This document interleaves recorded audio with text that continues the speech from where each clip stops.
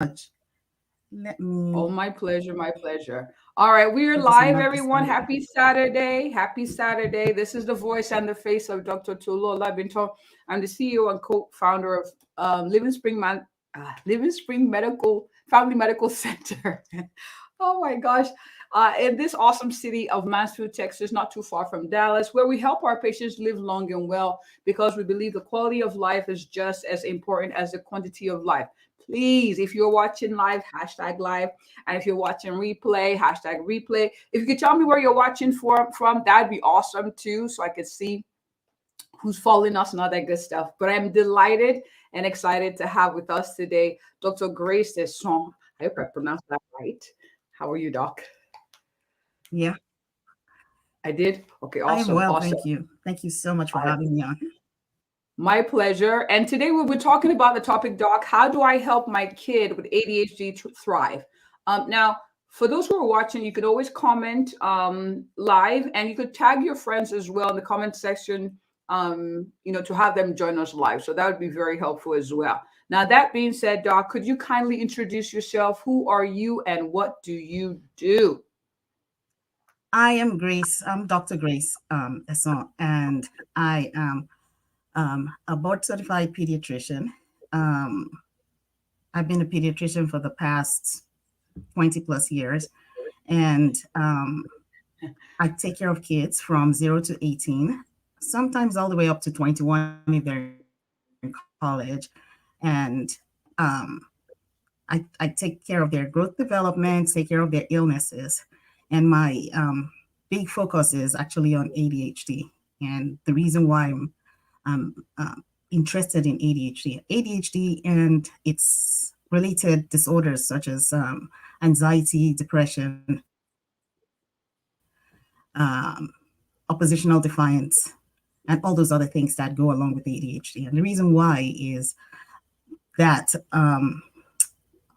when I went to medical school, there was little or no mention of ADHD, and found out that a whole bunch of people struggle, myself inclusive, without recognizing what exactly the problem was, or why my brain worked the way it worked. And so I recognize the fact that kids are still struggling with it today. And so my thing is to help parents navigate it, help moms and dads navigate it, and also help the kids thrive with their ADHD diagnosis. Awesome, awesome. So you already answered this my next question, which would be why. And so you have a personal experience and you realize that this is something that needs more attention and more options for those who are, who are struggling with it and for your niche. So that's awesome. I love what you do, Doc. So glad to have you on. Now, my next question to you is this. Let's talk lifestyle. I'm a big fan of lifestyle changes, but what would you say first before we do that? What is ADHD, in simple terms for our viewers? What is ADHD? So, in simple terms, ADHD is essentially this disorder that affects attention and impulsivity. Actually, okay, so let me backtrack and start like this. It's the definition of it is attention deficit hyperactivity disorder. And in this disorder, the kids and adults actually suffer from the inability to maintain sustained attention to tasks, sustained focus. They can be hyperactive. In children, they're running back and forth. In the adults, it's in the thoughts that they're thinking. And they could also be extremely impulsive. So in the kids, because they're impulsive, they're always getting into trouble because they can't sit still, because they're running back and forth, and this essentially disrupting the environment. And for adults, it is this impulsive either spending, impulsive conversations, communication without thinking that actually affects relationships and Mm, even the workspace. So that's what ADHD is in a nutshell. So it affects not just the academics for little kids, it also really, really affects their social interactions as well as affects how they communicate and interact with their families And the same thing for adults. It affects them at the workplace, it affects them in their interpersonal relationships with their spouses and even with their children, and especially with their children. So that's why it's such a big thing. And it's really, really important that it's recognized. Now, unfortunately, there's also a stigma attached to this. And so it is really important that one understands that this is something that is very easily treated. And so it should not actually be stigmatized. So something that can be treated, something that affects people's quality of life much more than they know, including kids. It's not just a school issue or a work issue. It's a relationship issue. It's a life issue. And so it's important that this is discussed as a possible cause and then managed. And so you treat the whole thing, the relationships, the work, all the school, all of that. So this is good. Now, my next question to you is this. What are lifestyle changes? Because our focus here is on kids. Obviously, you're a pediatrician. Are there lifestyle changes that can help my child with ADHD? Yes, we know medications, seeing their own pediatrician that, can manage ADHD. What are lifestyle changes for a parent who is watching or a caregiver who's like, I'd like to really help my child? Okay, so lifestyle changes would include, let's start from the very beginning, sleep. These kids that have ADHD actually need to have a good amount of sleep. So depending on the age of the child, if it's a toddler, we want the child to actually have 9 to 12 hours of sleep. If it's a school age kids, we want them to have about 9-ish hours of sleep. If it's a teenager, at the very least 8 hours. And because of how fast we live life, we actually don't factor those things in. A lot of times the kids are still running around playing until it's midnight before mom's like, oh my gosh, it's time, you need to go to sleep. Now, those kids who are sleep deprived are definitely going to be hyperactive and irritable in school the very next day. So if we start with sleep, so now let's go into morning time. Before the kid goes to school, breakfast is really important. And it's important because what the child eats makes a huge difference. So for instance, don't want to send the kids to school hyped on processed carbohydrates, because if the child is having like big sugar spikes, my background is so distracted. It's like I'm breaking up and coming back. I'm breaking up and coming back in. So if the child is really having like this big sugar spikes, because we fed them Fruit Loops, for instance. Fruit Loops is my perfect example. So Fruit Loops has processed sugars in it and also has dyes. So if the child is sensitive to the dyes and is now having sugar spikes on top of it, that child is going to, have problems at school the very next day. So that's the reason why. So my recommendation for breakfast would be a breakfast in low glycemic index foods, oatmeal, things that are slow processed, high in protein, so eggs and bacon, those kind of things would be my preferred advice for parents to feed their children before they go to school, rather than Pop-Tarts or Fruit Loops and stuff like that. So we've talked about food, we've talked about sleep. Then routines, coming up with very simple routines, things that the kids can remember to do. Like, for instance, a morning routine for a child with ADHD should be really simple, because they typically have difficulty getting up in the morning. And so you want them to get up and then know that they need to do maybe 5 things. For my patients, I tell them, you do 5 things when you get up. You get up, you use the bathroom, you wash your hands, you brush your teeth, you put on your clothes, and then you go look for your mom to say good morning and then get breakfast. But those 5 things you do before you talk to your mom. So, and then I make them count it. So, have you done all 5? If you haven't done all 5, then you're not ready to leave your room. So those kind of like simple routines that you put in place for them. And then routines are really good, because then those are things that you don't have to like remember, because one of the other big things about ADHD is that there is a deficit in the executive functioning. So I know I'm supposed to do 10 things, and my brain is unable to process what is the most important thing to do. But if you have those simple routines that they can learn and it becomes habits, then they don't have to remember. They don't have to think or try to prioritize what they need to do. Now, exercise. Exercise is huge.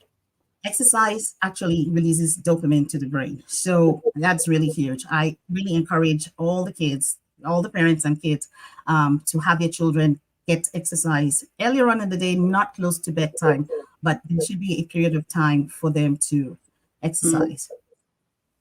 Now, let's see, screen time.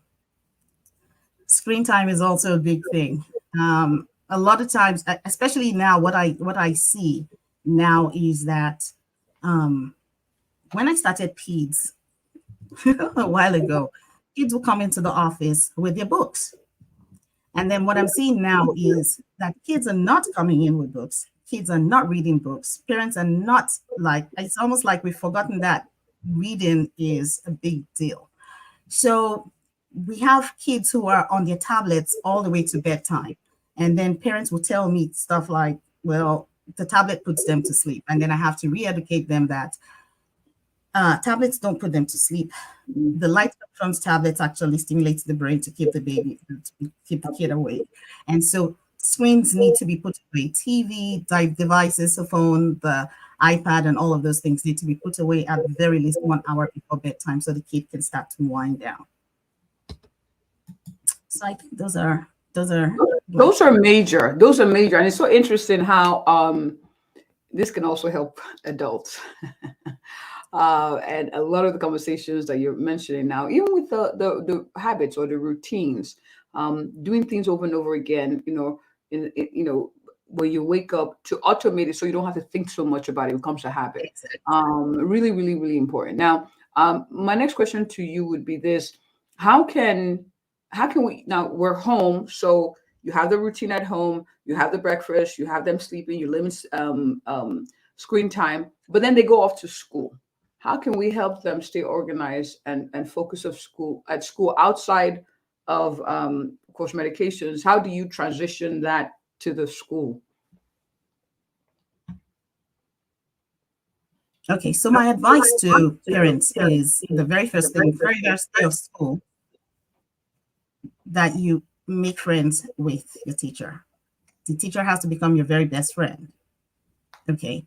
The other thing that I found is that, well, it might just be for the neighborhood and for the demographic that I take care of, that the parents are not quite as involved in their children as I would love for them to be. So the kids go to school. Sometimes they come home with homework and mom doesn't even know they have homework. So I always encourage my kids, my parents with children that have ADHD, to actually make friends with the teacher, be in touch with the teacher, such that the teacher can send you a quick text to say, Johnny's not paying attention today. Johnny was really good yesterday. Okay. Johnny has homework that he hasn't brought in. Can you get him to bring it in? He might get some max docs, but he would at least get some credit on that. And so working closely with the teacher, making the teacher your friend is very, very important, because when the teacher is your friend and the teacher recognizes that you have invested in your child, then the teacher will reciprocate and be invested in your child for you. That's very big. Go ahead. That's sitting very arrangements big. In class is huge. Yes. Okay. The children with ADHD should not be sitting in the back of the classroom. Should not be sitting by windows, because they'll be looking out the window and, oh, a bird just went by, and checking out everything that is happening outside the window instead of paying attention to what's going on in class. They will be distracted by the person walking past. So they shouldn't be sitting they shouldn't be sitting by the windows. They shouldn't be sitting by doorways. They shouldn't be sitting far away from the teacher. Second reason why they should be sitting really close to the teacher is so that teacher can redirect them in ways that is not obvious to the rest of the class. A hand on the shoulder, tapping on the table to say, hey, pay attention, get your work done, stop daydreaming. Or telling the child to get up and go across the room. When she realizes the child is restless, get up, walk across the room, go get me something from the other end of the room, just to give the child the opportunity to get up, walk around, and come back and sit down. Because children will get restless and fidgety once they get bored. And then the other thing is, to encourage teachers to also have, to incorporate into their classes a couple of minutes for the kids to stand up and shake. Stand up, shake your legs, shake your arms, move around. Yeah, move around, and then go back, sit down. And that breaks the monotony of the class and redirects that focus. So those are a few of the things that can be done in the classroom. Awesome.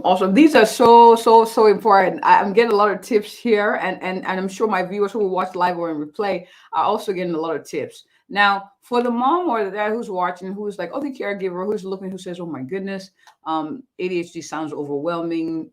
Are there resources that you typically recommend for parents to, because when you Google stuff, it can be very overwhelming. But are there resources that you typically recommend for your maybe for your clients or for people in general to go get more educated or get more support groups when it comes to ADHD?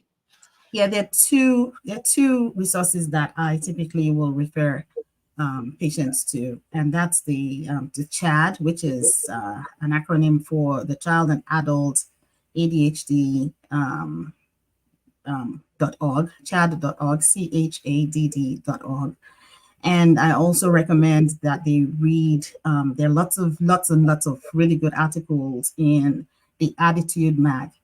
It's called ADD ITUDE Mag. So those two places are the easiest places. Everywhere else, there's always, a lot of noise, a lot of noise, a lot of distortions. So, but these two places are definitely places that I know that they can go and they can register, and they can, like the Attitude Mag, they'll actually send you magazines, talking about what's going on, what's new in ADHD. And you can also do that online if you don't want the paper mags brought to your house. So it's the Attitude Mag and the chad.org. Okay, and I put all that information here. That's really good. And, it's really important that we're having this conversation because, I'm thankful for Google access to a lot of information, but sometimes information overload, and you want guided research, and you want places where Yes. they're dated, where, they teach you what's possible, also things you can do, not just freak you out like, oh my God, your child has ADHD, it's the worst. It's not. It can actually be their superpower. So this is good. So, Doc, I have people who are watching who are like, I like this doctor. I like how she explains things. I like her tips, especially meeting with a teacher. That's my favorite. And having them strategically seated early on is very, very important. That's a big deal. Yes. But they're wondering, Doc, where can we find you? Maybe have you come speak on the platform or work with you. Where can we find you, Doc? Okay, so I am on Instagram at Thrive with Dr. Grace at Instagram. I also started recently a YouTube channel, which is the same name, Thrive with Dr. Grace. And then I have a website, thrivewithdrgrace.com as well. So you can find me in all those places. And so you can also email me at thrivewithdrgrace@gmail.com. Those are so many. But I like it that it's consistent. Thrive with Dr. Grace. Come and thrive with Dr. Grace. I love it. I like it, Dave, too. Thrive with Dr. Grace. The whole idea is to get everybody to, get the kids to thrive. It seems overwhelming, but it isn't really difficult, actually, if all the processes are simplified. So it's not that difficult. Awesome. I like that you're giving hope. There's hope, guys. Ladies, women and men who are watching, there's hope. For your kids, they can live their best lives. We're empowering you. We're having these conversations to empower you to help your child thrive with ADHD. That's so interesting. In Thrive with Dr. Grace, you were meant for this topic. You were meant for this topic. I really appreciate you for coming on this Saturday morning to have a conversation with us. I've shared your information with our viewers so people can watch, and I thank you for doing this. I am very appreciative for the opportunity to come and talk with your audience about ADHD. And I would love for anybody who had questions to reach out to me for answers, and I'll do my very best at answering your questions for you. Awesome. Awesome. You've heard her. You have her information. So reach out and watch. Her videos are very informative. So it'd be a good thing to also watch. And that being said, if you or anyone you know is looking for an awesome, a thorough, and a passionate family physician who will help empower you and have conversations like this to help you live long and well, that was a mouthful. I am she. Have a good Saturday, everyone. Thanks again. You too. Mm-hmm. Bye.